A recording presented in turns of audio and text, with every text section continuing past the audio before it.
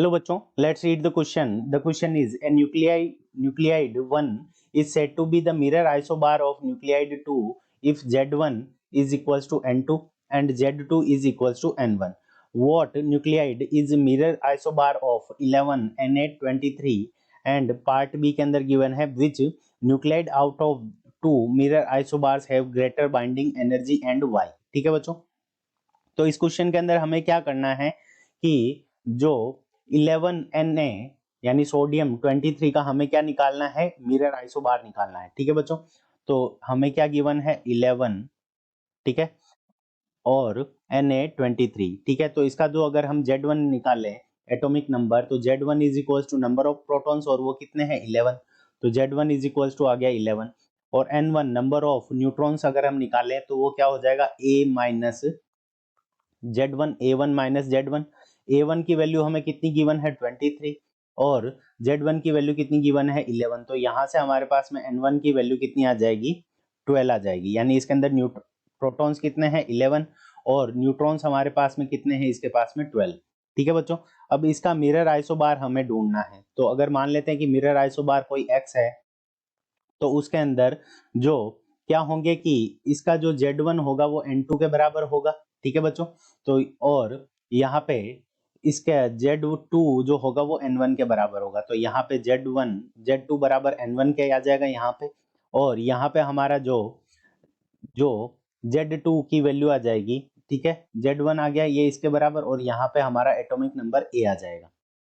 ठीक है बच्चों, तो N1 की वैल्यू हमारे पास में कितनी 12 है, तो यहाँ पे अगर हम N1 की वैल्यू 12 रखेंगे तो 12x23। ठीक है बच्चों, तो देखो ये क्या है, इसका मिरर आइसोबार है। ठीक है बच्चों, मिरर आइसोबार है किसका, सोडियम का। अब देखो ये जो हमारा होता है वो कितना होता है 12 magnesium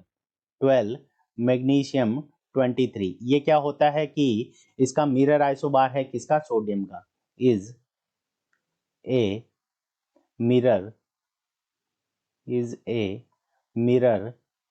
isobar is a mirror isobar of 11Na23। ठीक है बच्चों, तो ये क्या है कि इसका मिरर आइसोबार है किसका, सोडियम का।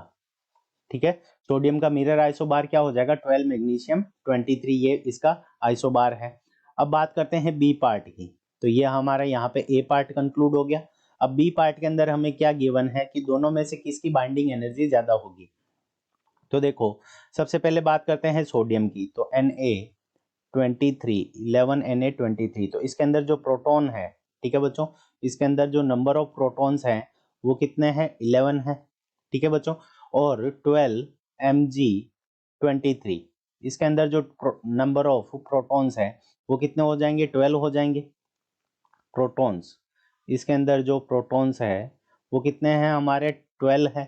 तो देखो प्रोटॉन्स इसके अंदर क्या है, इवन नंबर ऑफ प्रोटॉन्स है, ज्यादा प्रोटॉन इसके अंदर मैग्नीशियम में है, फिर भी ये क्या है एक्सेप्शनल कंडीशन है, इसके अंदर इवन नंबर ऑफ प्रोटॉन्स है, इसलिए binding energy of 12Mg23 is greater than binding energy of 11Na23।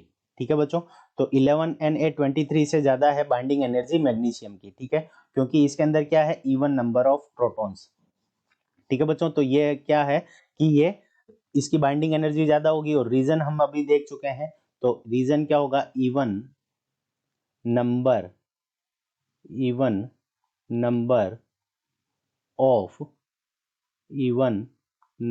Of protons. ठीक है बच्चों, तो इवन नंबर ऑफ प्रोटॉन्स होने के कारण क्या हो जाएगा, इसके पास में बाइंडिंग एनर्जी क्या होगी, ज्यादा होगी। ठीक है, तो ये हमारे इस क्वेश्चन का करेक्ट आंसर है। I hope you understood it well. All the best.